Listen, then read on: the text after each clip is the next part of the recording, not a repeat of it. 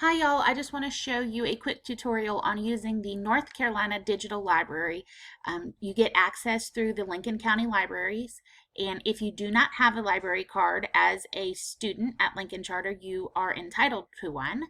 So you can just call a Lincoln County Library. I left the phone number to the one in Lincolnton, and just call them and tell them you're looking for a library card in order to access the North Carolina Digital Library, and they'll be able to help you. Once you have your library card number and your PIN, you just sign in. I've got mine saved right there. And it's super easy. I love this. Their site is so easy to use. You have the different categories that you can look through. Obviously, kids and teens is probably going to be the areas you all look through the most. Or they have a really awesome search feature where you can look up authors and different things. So Alan Gratz is an author that a lot of my students like. He's a historical fiction writer. So you can see here are some of the books that they have that he's written. You can see if they're waitlisted, and if you want to place a hold on them, you'll be notified when they're available, or if it is one that's available. This one says borrowed because I went through and I actually am reading Allies right now. But if we look down, you can see, oh, there's some more waitlisted.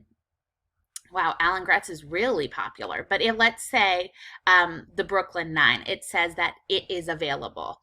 All you do is you hit the borrow button and you decide how long you'd like to borrow the book for. And then if you have a Kindle, you can select it. You can just download it if you're going to be without the internet somewhere. Or just click read in a browser and it'll just open your book up right into a tab on your Chromebook. And then you've got access to the book.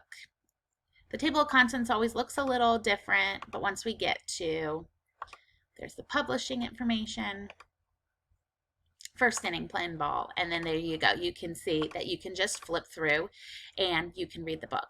So it is a super awesome resource. There are so many books on here that are ebooks that you guys have access to. You can tell if it's an ebook or if it's an audiobook. If you're a student that likes to listen to the books, that works as well. But this is a super awesome resource, and it's free to you as a student at Lincoln Charter School. So I really encourage you to get a library card if you don't already have one and utilize this awesome resource.